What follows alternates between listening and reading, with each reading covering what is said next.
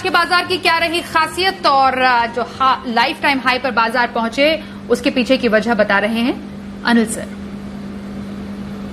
हफ्ते के पहले दिन भारतीय बाजारों ने फिर से बनाया नया रिकॉर्ड। जी हां, पिछले हफ्ते 5 में से 4 ट्रेडिंग सेशन में रिकॉर्ड हाई बनाने के बाद निफ्टी ने आज फिर से दमदार शुरुआत की।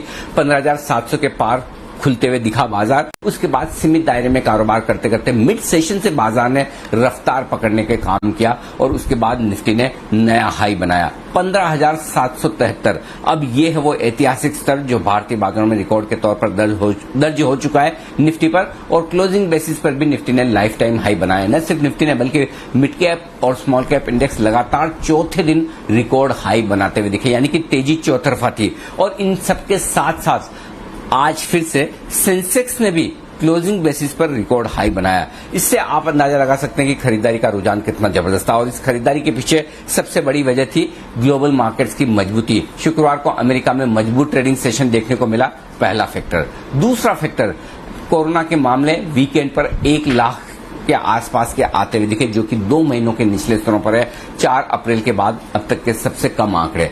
तीसरा फैक्टर, एफआईज की तरफ से कैश में दमदार खरीदारी।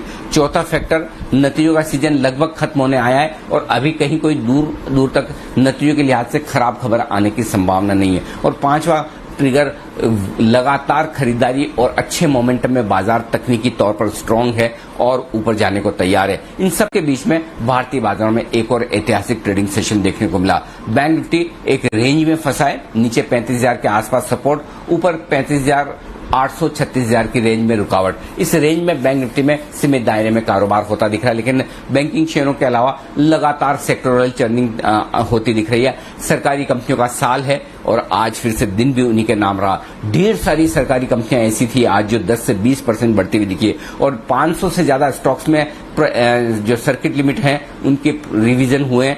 लगभग 350-400 स्टॉक से ज्यादा ऐसे हैं जिनके सर्किट फिल्टर्स बढ़ाए गए।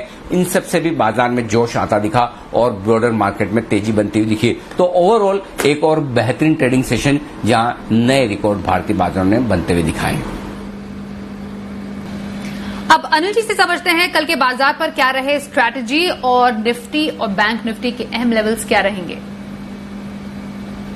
जहां तक कल के सेशन का सवाल है, दुनिया भर के बाजारों से कोई खास संकेत है नहीं। भारतीय बाजारों के बंद होने के वक्त डाउ फ्यूचर एकदम शांत सपाट ट्रेड करते हुए दिख रहे थे, यानी कि कोई बड़ा ट्रेडिंग एक्शन अमेरिका में होगा, कम से कम डाउ फ्यूचर्स से इसका अंदाजा नहीं है। तो ओवरऑल देखते हैं अमेरिका में किस तरह का सेशन होता है और उसके बाद अमेरिका के फ्यूचर्स कल सुबह किस तरह का ट्रेड करते हैं। लेकिन इसके अलावा कोरोना के मामले काबू में आते हुए दिख रहे हैं। एफआईज की खरीदारी के आंकड़े भी देखने लायक होंगे आज के सेशन में। इन दोनों से भी हमें कल सुबह संकेत मिलेंगे, लेकिन बाजार की ट्रेडिंग रेंज धीमे धीमे ऊपर की तरफ शिफ्ट होती हुई दिख रही है। और अब कल के लिए एक बार आप 15,575 15,600 को मजबूत सपोर्ट मान सकते हैं और उससे ऊपर 15,675 15,700 भी एकदम तुरंत सपोर्ट के तौर पर काम करेगा। तो 15,675 के नीचे ट्रेड करने पर ही पहला कमजोरी का संकेत मिलेगा और 15,575 15,600 मजबूत सपोर्ट जोन के तौर पर आपके सामने आएगा। ऊपरी स्तरों पर 15,850 15,900 तक जाने की तैयारी